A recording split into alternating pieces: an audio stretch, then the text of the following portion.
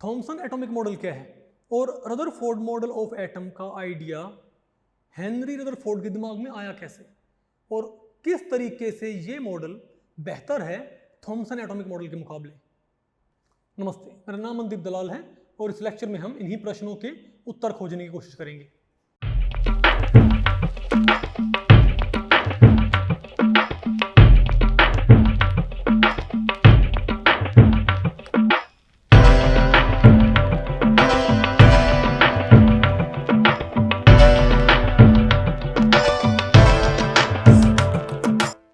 तो भाई इस लेक्चर में हम जो शुरुआती दौर के एटॉमिक मॉडल्स हैं उनके बारे में बात करेंगे। बिल्कुल शुरुआत में जब हमको भाई जो एटम के बारे में हमको ज़्यादा इन्फॉर्मेशन नहीं थी, ठीक है, इवन हमको ये भी नहीं पता था कि भाई प्रोटॉन एग्जिस्ट करता है, न्यूट्रॉन एग्जिस्ट करता है।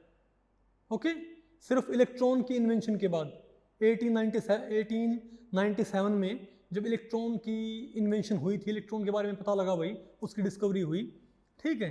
तो शुरुआत में जे थॉमसन के दिमाग में वो क्या बात थी कि उन्होंने भाई थॉमसन एटॉमिक मॉडल का आइडिया दिया। तो भाई इस लेक्चर में हम पढ़ेंगे अर्ली मॉडल्स ऑफ एटम। तो भाई पहली चीज़ तो ये कि जो आपका थॉमसन एटॉमिक मॉडल है, ये आपका मॉडल आया था 1904 के अंदर, यानी कि 1904 के अंदर जे थॉमसन ने ये एटॉमिक मॉडल दिया था। अब ये चीज़ आपके दिमाग में वही आ गई होगी, ठीक है, कि ये तो वही जे थॉमसन हैं जिन्होंने कैथोड रे एक्सपेरिमेंट के बाद कैथोड रे एक्सपेरिमेंट किया था और कैथोड रे एक्सपेरिमेंट के बाद जिन्होंने इलेक्ट्रॉन के बारे में बताया था कि भाई उन्होंने कैथोड रे एक्सपेरिमेंट कंडक्ट किया और उन्होंने ये पता लगाया कि भाई जो कैथोड हैं उससे कुछ मटेरियल पार्टिकल्स एमिट होते हैं और वो मटेरियल पार्टिकल अपने रास्ते में पड़ने वाले किसी पहिए को घुमा देते हैं, यानी कि वो पार्टिकल मटेरियल पार्टिकल्स हैं, ठीक है। दूसरा, उन्होंने भाई ये चीज़ भी देखी थी कि वो जो पार्टिकल हैं वो जब इलेक्ट्रिक फील्ड हमने अप्लाई किया तो वो पार्टिकल्स डिफ्लेक्ट होते हैं पॉजिटिव प्लेट की तरफ। इसका मतलब उनके ऊपर नेगेटिव चार्ज है। भाई वो आपने अपनी छोटी क्लासेस में आपने पढ़ा होगा, ठीक है, उसके बारे में मैं ज़्यादा बात नहीं करूँगा, लेकिन आपको ये आइडिया आपको पता है कि जे थॉमसन ने इलेक्ट्रॉन के बारे में बताया था और इलेक्ट्रॉन की डिस्कवरी उन्होंने की थी भाई 1897 में और 1904 में उन्होंने अपना एक मॉडल दिया जिसको हम भाई थॉमसन एटॉमिक मॉडल मानते हैं।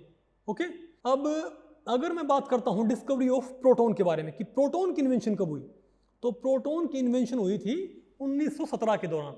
जो भाई रदरफोर्ड है उन्होंने प्रोटॉन के बारे में हमको बताया था। तो आपके दिमाग में ये आएगा कि भाई रदरफोर्ड ने जो प्रोटॉन के बारे में बताया वो तो 1917 में बताया है, तो पहला मॉडल 1904 में कैसे आ गया। तो इन मॉडल्स के बारे में आपको भाई बिल्कुल हम क्रोनोलॉजिकल ऑर्डर में पढ़ें कि थॉमसन मॉडल, उसके बाद आपका भाई जो रदरफोर्ड मॉडल ऑफ एटम है। इससे पहले मैं ये चाहूँगा कि आप एक बारी जो तीनों जो पार्टिकल्स हैं, इलेक्ट्रॉन, प्रोटॉन और न्यूट्रॉन, इनकी जो भाई टाइमलाइन है कि ये कब इन्वेंट हुए, इनकी डिस्कवरी कब हुई, इसके बारे में आप पहले क्लियर हो जाओ। ओके, तो पहले आप देखो भाई इलेक्ट्रॉन, तो मैंने आपको बताया कि 1897 में इलेक्ट्रॉन की इन्वेंशन हुई थी, 1917 में आपकी भाई प्रोटॉन की इन्वेंशन हुई थी और 1932 के अंदर आपकी भाई न्यूट्रॉन की इन्वेंशन हुई थी, चैडविक ने, आपको पता है, ठीक है। थॉमसन एटॉमिक मॉडल जब जे थॉमसन ने दिया था तो उस वक्त उनको सिर्फ और सिर्फ इलेक्ट्रॉन के बारे में पता था, उनको भाई प्रोटॉन के या न्यूट्रॉन के बारे में आइडिया नहीं था। पहली चीज़ तो वो क्या सोच सकते थे, उन्होंने सोचा कि भाई जो एटम है वो एक तरबूज की तरह होता होगा, ठीक है। इसको हम जो वाटरमेलन लाइक इसको भाई बोलते हैं कि जैसे तरबूज के अंदर बीज होते हैं, तो उन्होंने ये बोला कि भाई जो बीज हैं वो तो हैं इलेक्ट्रॉन और तरबूज के अंदर जो उसका रेड पोर्शन होता है, उसका रेड मास होता है। उन्होंने ये बोल दिया कि भाई वो एक तरह से ये सारे का सारा पॉजिटिव चार्ज है।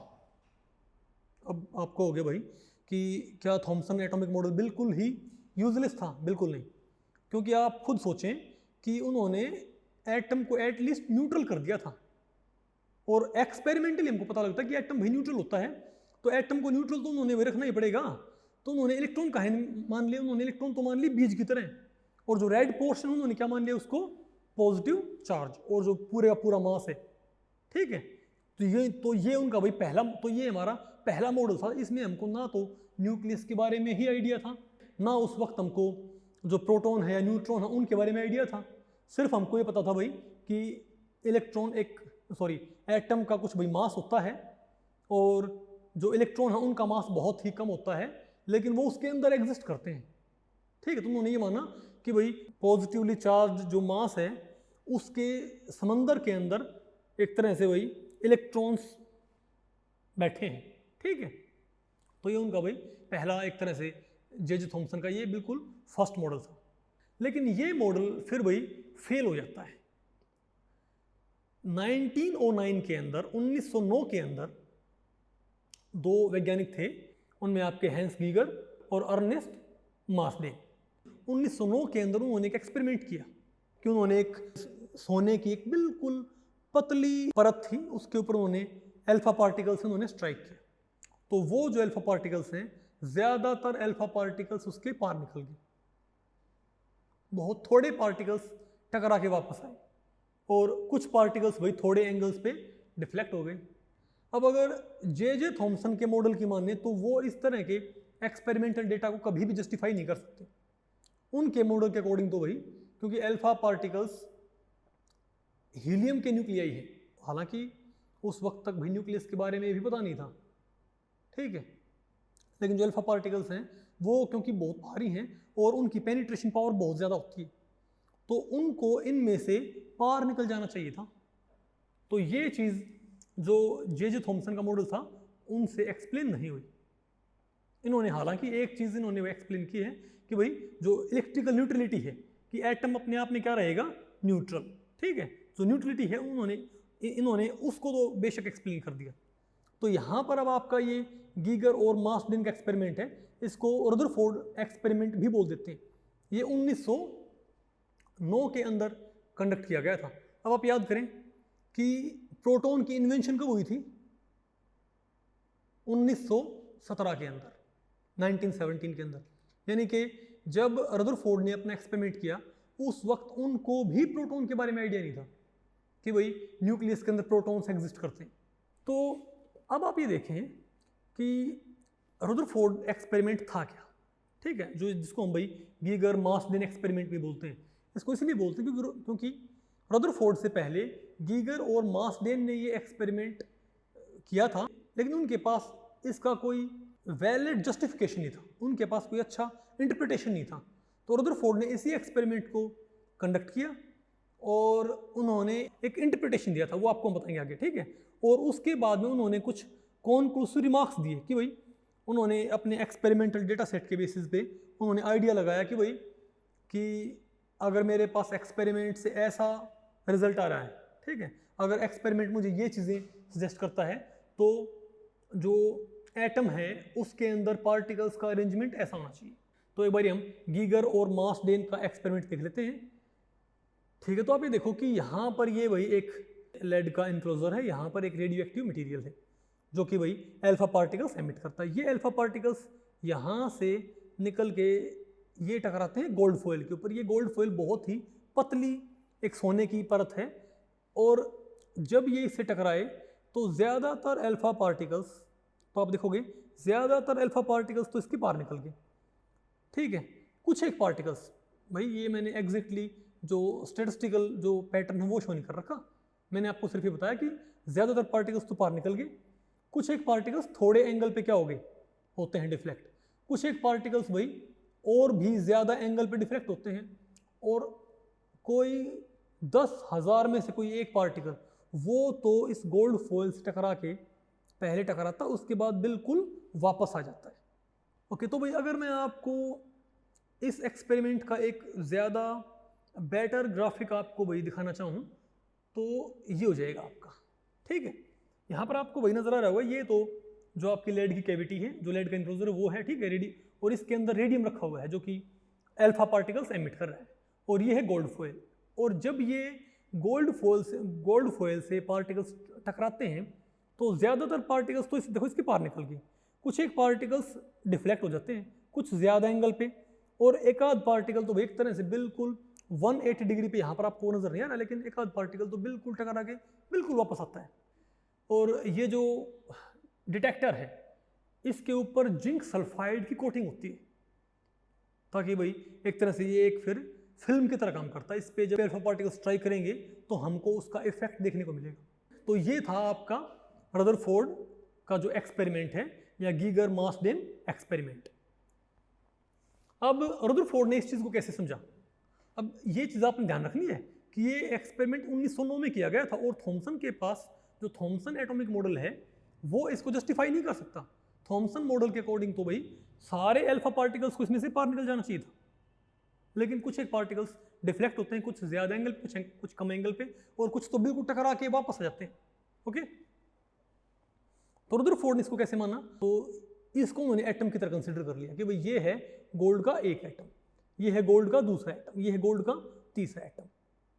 तो रदरफोर्ड की इंटरप्रिटेशन क्या थी कि क्योंकि ज़्यादातर अल्फा पार्टिकल्स इसमें से पार निकल जाते हैं, ठीक है, तो उन्होंने पहला कंक्लूजन क्या निकाला कि most of the space in the atom is empty, कि एटम के अंदर ज़्यादातर स्पेस क्या होना चाहिए? खाली। अगर ये स्पेस खाली नहीं होएगा, अगर एटम भाई उसके अंदर स्पेस खाली नहीं होएगा, तो ये अल्फा पार्टिकल्स ऐसे बिल्कुल बिना किसी चीज़ से इंटरेक्ट किए कैसे इसके पार निकल गए। दूसरा उन्होंने ये देखा भाई कि कुछ पार्टिकल्स थोड़े एंगल पे डिफ्लेक्ट होते हैं, तो कुछ पार्टिकल्स भाई ज़्यादा एंगल पे डिफ्लेक्ट होते हैं। इसके अंदर मैंने शो नहीं कर रखा, ठीक है, जैसे मान लिया ये यहाँ से ऐसे मूव करता है तो ये यहाँ से भाई ऐसे मूव कर जाए। अब आप ये बताएं कि अल्फा पार्टिकल्स होते हैं पॉजिटिवली चार्ज्ड, और जब कोई पॉजिटिवली चार्ज्ड पार्टिकल ट्रेवल करता है तो वो अपनी नॉर्मल ट्रेजेक्ट्री से डिफ्लेक्ट सिर्फ किस सूरत में हो सकता है? जब वो पार्टिकल किसी पॉजिटिवली चार्ज्ड पार्टिकल के नेबरहुड में से गुजरे, उसके पड़ोस में से गुजरे, वो उसको फिर रिपेल कर देगा, इजंट इट? क्योंकि आपको पता भाई पॉजिटिव को रिपेल करता है। तो उन्होंने ये चीज़ देखी कि कुछ अल्फा पार्टिकल्स अपनी नॉर्मल ट्रेजेक्ट्री से भाई डिफ्लेक्ट हो जाते हैं, इजंट इट? तो उन्होंने ये माना कि होना हो ये पार्टिकल जब ऐसे ट्रेवल करने लग रहा था भाई, तो इसके पड़ोस में कोई पॉजिटिवली चार्ज स्पीशीज थी जिसने इसको रिपेल कर दिया और इसको नॉर्मल पाथ से डिफ्लेक्ट कर दिया। तो ये डिफ्लेक्शन था पार्टिकल्स का नॉर्मल पाथवे से। उन्होंने इसको कैसे रैशनलाइज किया कि भाई there is something positively charged in the atom, कि एटम के अंदर होना हो कोई ना कोई पॉजिटिवली चार्ज्ड भाई एंटिटी है, ठीक है।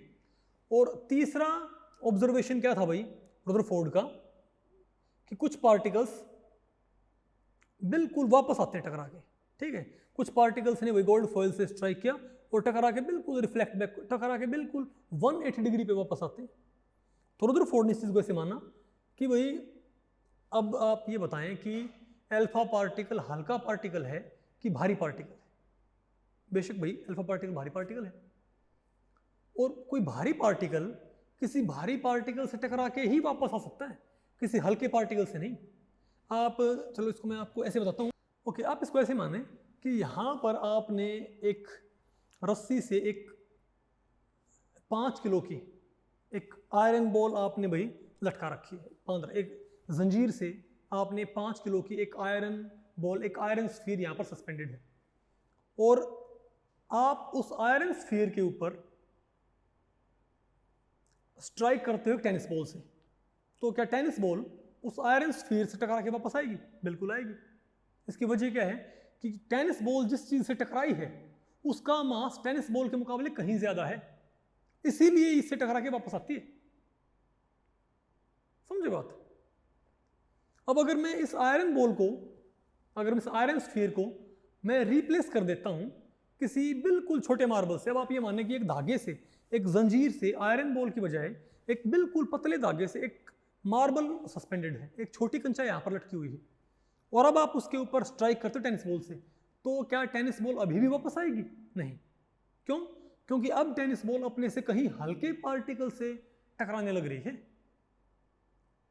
तो कोई चीज़ तो टेनिस बॉल से इससे टकराएगी बेशक, लेकिन वापस नहीं आएगी, वो आगे ही चली जाएगी, इजंट इट? तो ये हमको भी मालूम है कि कोई चीज़ टकरा के वापस तब आती है जब वो अपने से भारी चीज़ से टकराए। आप टेनिस बॉल से किसी दीवार को स्ट्राइक करते हो तो टेनिस बॉल वापस आती, क्यों? क्योंकि दीवार का मास कहीं ज़्यादा है टेनिस बॉल के मुकाबले। तो भाई इसी तरीके से तो क्योंकि कुछ पार्टिकल्स टकरा के वापस भी आते हैं, हालांकि वो पार्टिकल्स उनका नंबर बहुत कम है, कोई 10,000 में से एक पार्टिकल है, लेकिन है तो सही। तो उनके दिमाग में आया कि होना हो कि भाई एटम के अंदर कोई बाहरी चीज भी है। तो उनका जो तीसरा कॉन्क्लूजन था रदरफोर्ड का, वो क्या था? There must be something very heavy in the atom, कि एटम के अंदर कुछ ना कुछ बहुत भारी है भाई। तो ये थे उनके कॉन्क्लूजन। अब इन कॉन्क्लूजन को उन्होंने एक मॉडल की शक्ल कैसे दी? अब पहली चीज़ तो क्या है कि एटम के अंदर ज़्यादातर स्पेस खाली होना चाहिए, जो एटम हम बनाएं। देखो रदरफोर्ड ने अपने मॉडल का जब आइडिया लिया तो उन्होंने ऐसे ही अंधेरे में तीर नहीं चलाए, उन्होंने सोचा भाई कि क्या क्या पॉसिबिलिटी हो सकती है। ठीक है, उन्होंने बाकायदा उनके जो एक्सपेरिमेंटल एविडेंसेस थे उनके बेसिस पे उन्होंने अपने मॉडल को इमेजिन करने की ट्राई की। तो पहला उन्होंने क्या आइडिया लगाया कि भाई एटम के अंदर ज़्यादातर स्पेस क्या होना चाहिए? खाली। ठीक है, दूसरा आइडिया उन्होंने क्या लगाया कि भाई एटम के अंदर, जो एटम मैं इमेजिन करूं उसके अंदर मुझे कोई पॉजिटिव सेंटर क्रिएट करना है। और तीसरा आइडिया उन्होंने क्या लगाया कि जितना भी मास है उस एटम का, उसका ज़्यादातर पोर्शन हमें कहाँ भेजना पड़ेगा? उस सेंटर के अंदर। तो उन्होंने ये बोला कि उनका फिर मॉडल ये था कि एटम के अंदर जो पॉजिटिवली चार्ज्ड सेंटर होता है उसी में सारा मास, उसी में तकरीबन उसका मास भाई कॉन्सेंट्रेट करता है। ठीक है, और इसको उन्होंने बोल दिया न्यूक्लियस। और जो इलेक्ट्रॉन है वो उसके चारों तरफ घूमते हैं अपने ऑर्बिट्स के अंदर। ओके, तो ये था भाई रदरफोर्ड का मॉडल। लेकिन आप समझे मेरी बात? तो उन्होंने क्या माना कि मुझे एटम का डिज़ाइन सोचना है, एटम के अंदर पार्टिकल्स कैसे एग्जिस्ट करते हैं उन्होंने ये सोचना है। तो उन्होंने ये पता लगाया कि एटम के अंदर ज़्यादातर स्पेस क्या होना चाहिए? खाली। उसके अंदर कोई पॉजिटिवली चार्ज्ड हैवी सेंटर भी क्रिएट करना पड़ेगा, जिसको उन्होंने न्यूक्लियस बोला। ओके, तो भाई तो उन्होंने ये तो क्या मान लिया? न्यूक्लियस। और क्या माना कि भाई इलेक्ट्रॉन इसके चारों तरफ घूमते हैं। ये है रदरफोर्ड का शुरुआती मॉडल। अब इसमें आपने ये चीज़ ध्यान रखनी है कि बच्चे आमतौर पे ये मानते हैं कि इसके अंदर प्रोटॉन्स और न्यूट्रॉन्स हैं। हालांकि हमको पता है इनके अंदर वही प्रोटॉन्स और न्यूट्रॉन है, प्रोटॉन्स और न्यूट्रॉन्स है। लेकिन उस वक्त रदरफोर्ड को ये बात मालूम नहीं थी कि प्रोटॉन्स भी एग्जिस्ट करते हैं या न्यूट्रॉन्स भी एग्जिस्ट करते हैं, क्योंकि न्यूट्रॉन्स की और प्रोटॉन्स की डिस्कवरी बाद में हुई थी। उस वक्त तक सिर्फ उनके पास एक न्यूक्लियस का आइडिया होता था कि भाई न्यूक्लियस और एक क्या है, एक न्यूक्लियस और एक क्या, और क्या है बाकी भाई, और बाकी क्या है भाई? इलेक्ट्रॉन्स। ठीक है, तो हाइड्रोजन एटम को वो कैसे इमेजिन करते कि एक न्यूक्लियस है और उसके बाहर एक इलेक्ट्रॉन घूमता है। ओके, और अगर मान लिया भाई वो इमेजिन करते हैं, क्या बोलते हैं, बेरिलियम को, तो वो क्या मानेंगे कि एक न्यूक्लियस है। ठीक है, जिसके ऊपर चार्ज क्या है? +4, और उसके बाहर 4 इलेक्ट्रॉन घूमने लग रहे हैं। उस वक्त तक उनको भाई न्यूट्रॉन का आइडिया नहीं था और ना ही उनको प्रोटॉन्स का आइडिया था। ठीक है, तो ये था भाई रदरफोर्ड का मॉडल, ये जो शुरुआती मॉडल था।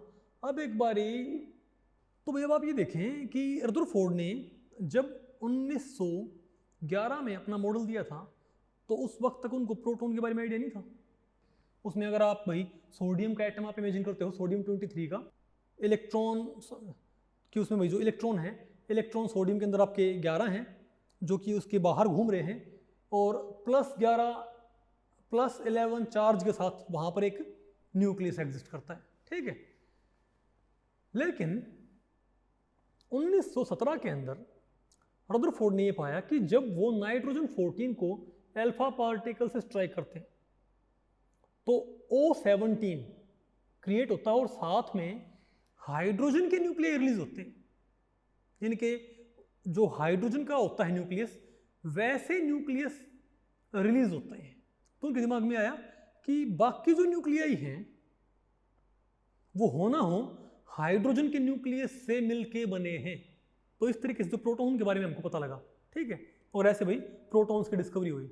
लेकिन यहाँ से फिर एक दिक्कत और भी आती है, और वो दिक्कत ये है, चलो उन्होंने मान लिया कि भाई न्यूक्लियस के अंदर जो बाकी न्यूक्लियस उनके अंदर प्रोटॉन्स भी होते हैं, ठीक है, उनके बाकी जो न्यूक्लियस वो हाइड्रोजन न्यूक्लियस से मिलके बनते हैं। ये 1917 की बात है, 1917 की बात है ये। लेकिन इससे आप जो एटॉमिक नंबर है और जो एटॉमिक मास है उसके अंदर आपको एक डिस्क्रिपेंसी आपको देखने को मिलेगी। आप इसको सोडियम 23 के एग्जांपल से आप कंसिडर करें, ठीक है, कि सोडियम 23 को रदरफोर्ड का शुरुआती मॉडल कैसे इमेजिन करता था जब उनको न्यूट्रॉन्स और प्रोटॉन्स के बारे में पता नहीं था।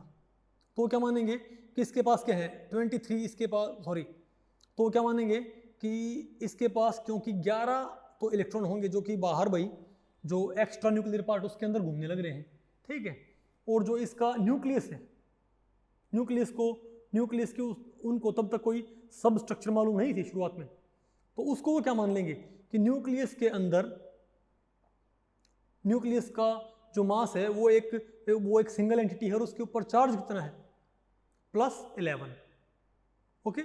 लेकिन जब उन्होंने ये उनके दिमाग में ये आ गया भाई कि हाइड्रोजन के जो न्यूक्लियस हैं उनसे दूसरे न्यूक्लियस मिलके बनते हैं, ठीक है, तो आप ये बताएं कि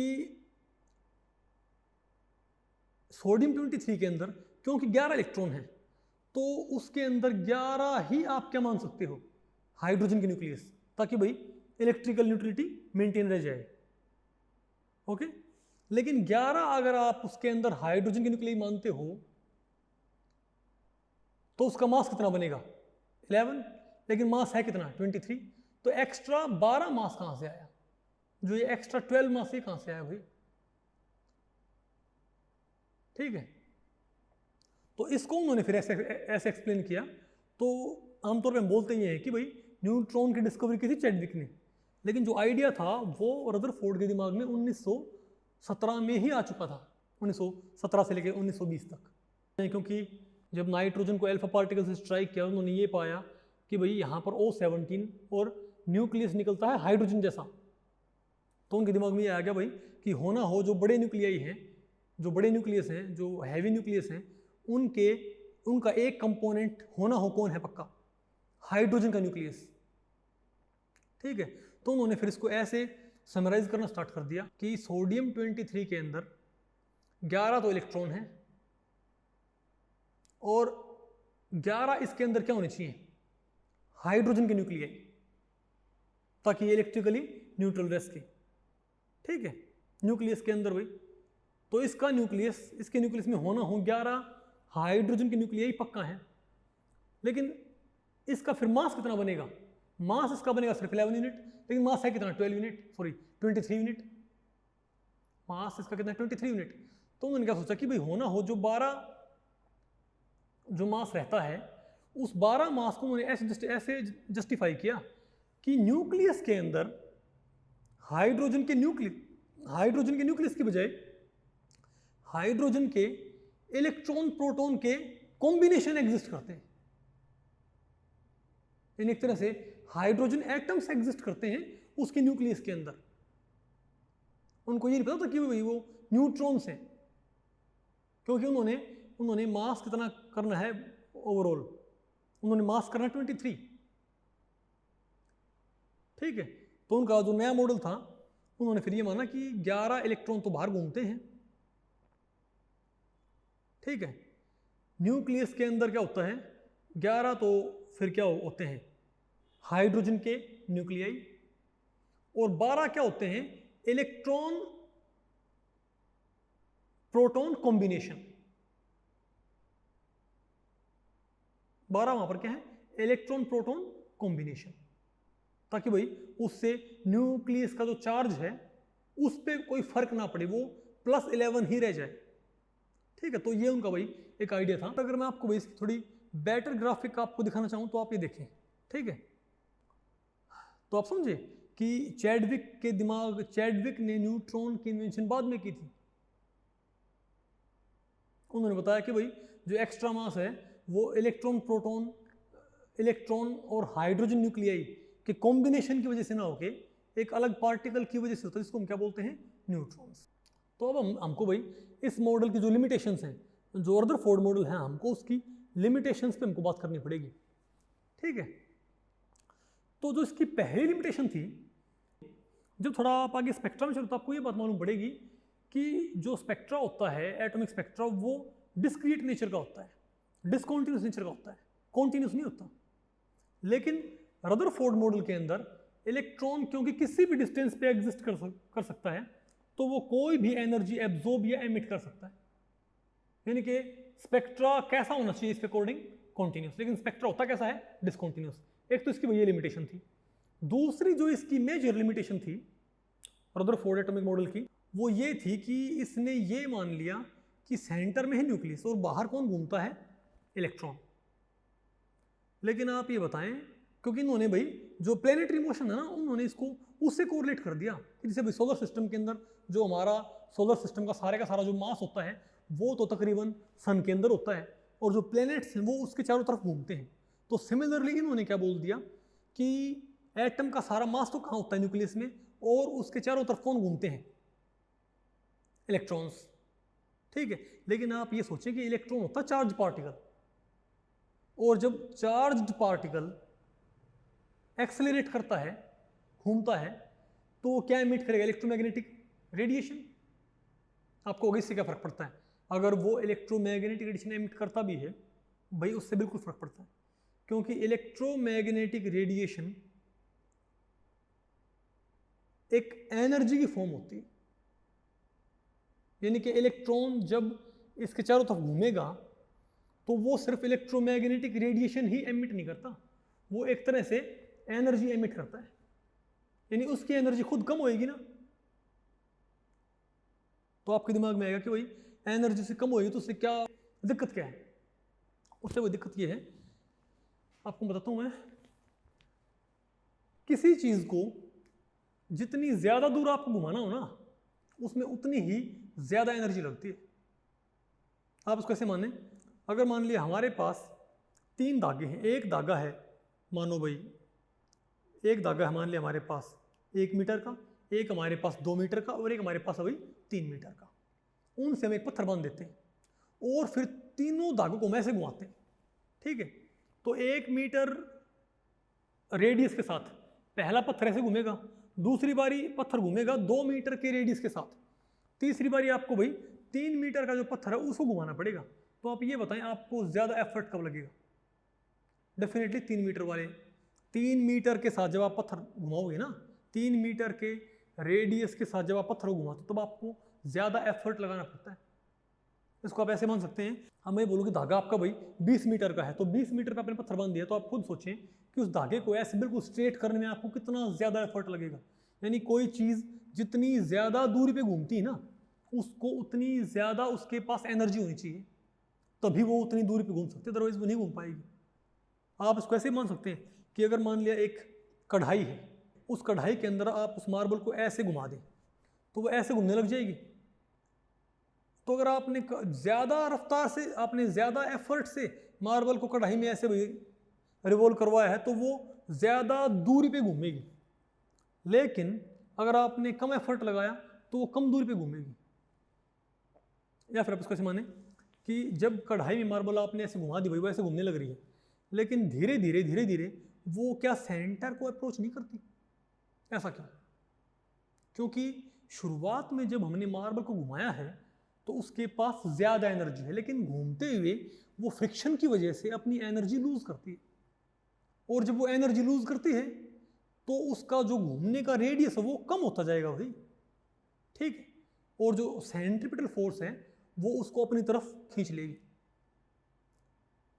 ठीक है।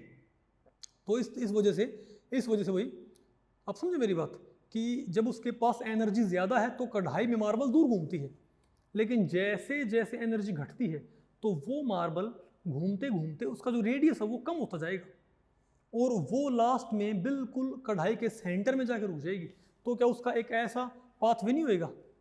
बताओ, फिर सेंटर में आके वो बिल्कुल रुक जाएगी। ठीक है, तो आपने एक चीज देखी कि ज्यादा अगर एनर्जी है तो चीजें दूर घूम सकती हैं, अगर एनर्जी कम हो जाएगी तो चीजें ज्यादा दूर नहीं घूम पाएंगी भाई, उनके घूमने का रेडियस कम हो जाएगा। तो सिमिलरली जब ये इलेक्ट्रॉन इसके चारों तरफ घूमेगा तो क्या घूमते हुए ये इलेक्ट्रोमैग्नेटिक रेडिएशन की फॉर्म में, क्योंकि भाई आपको पता है ये जो मैक्सवेल इलेक्ट्रोमैग्नेटिक वेव थ्योरी उसका कॉन्सेप्ट है कि भाई जब चार्ज एक्सेलरेट होता है तो वो क्या एमिट करता है? Electromagnetic radiation. तो क्या ये इलेक्ट्रॉन घूमते हुए इलेक्ट्रोमैग्नेटिक रेडिएशन की फॉर्म में एनर्जी रिलीज नहीं करेगा क्या? बिल्कुल करेगा। और अगर इसकी एनर्जी कम होएगी तो इसके घूमने का रेडियस भी कम होएगा, ये नजदीक आएगा। और जब इसके पास एनर्जी नहीं बचेगी तो ये लास्ट में कहाँ टकरा जाएगा? न्यूक्लियस के अंदर। यानी कि इस मॉडल के अकॉर्डिंग जो एटम है वो स्टेबल नहीं रह पाएगा। तो भाई अब हम एक बारी जो थॉमसन एटॉमिक मॉडल है और जो आपका रदरफोर्ड एटॉमिक मॉडल है उसकी उनका कंपैरिजन कर लेते हैं। ठीक है, थॉमसन मॉडल में आप देखोगे ये वाटरमेलन टाइप एटम को इमेजिन किया गया था। ठीक है, और रदरफोर्ड मॉडल के अंदर भाई ये इलेक्ट्रॉन तो होते हैं एक्स्ट्रा न्यूक्लियर पार्ट के अंदर और यहाँ होता है न्यूक्लियस। और शुरुआत में आपने ध्यान रखनी है कि शुरुआत में रदरफोर्ड मॉडल के अंदर प्रोटॉन्स के बारे में भी पता नहीं था, सिर्फ क्या होता था एक्स्ट्रा न्यूक्लियर पार्ट में इलेक्ट्रॉन्स और अंदर क्या होता था न्यूक्लियस। वो तो भाई बाद में रदरफोर्ड ने बताया था कि जो भारी एलिमेंट हैं उनके न्यूक्लियस हाइड्रोजन न्यूक्लियाई के कॉम्बिनेशन से बनते हैं। और उन्होंने फिर न्यूट्रॉन्स को उनको पता था ही नहीं भाई, उन्होंने न्यूट्रॉन्स को सिर्फ आइडिया लिया था कि न्यूट्रॉन्स एग्जिस्ट कर सकते हैं। कैसे? न्यूट्रॉन्स की बजाय उन्होंने एक्स्ट्रा मास को जस्टिफाई करने के लिए उन्होंने क्या बोला था कि यहाँ पर इलेक्ट्रॉन प्रोटॉन्स का कॉम्बिनेशन एग्जिस्ट करता है। ठीक है भाई, तो ये तो आपका थॉमसन मॉडल। यहाँ पर ज़्यादातर पार्टिकल्स भाई पार निकल जाने चाहिए। और ये आपका है रदरफोर्ड एटॉमिक मॉडल। यहाँ पर आप देखो भाई ज़्यादातर पार्टिकल्स तो पार निकल गए और बहुत थोड़े पार्टिकल्स डिफ्लेक्ट होते हैं, और भी थोड़े पार्टिकल्स भाई ज़्यादा एंगल पे डिफ्लेक्ट, और बहुत कम पार्टिकल्स क्या करते हैं टकरा के बिल्कुल वापस आते हैं। ठीक है, तो ये था भाई इनकी कंपैरेटिव स्टडी। तो भाई इस लेक्चर में इतना ही। अगर इसके बारे में आप कुछ डाउट्स हैं या कुछ आपके भाई सुझाव हैं तो आप मुझे नीचे कमेंट सेक्शन में बताएं। ठीक है, मैं उनके उत्तर देने की पूरी कोशिश करूंगा। और ठीक है भाई, तो मिलते हैं अगले लेक्चर में, तब तक के लिए नमस्ते।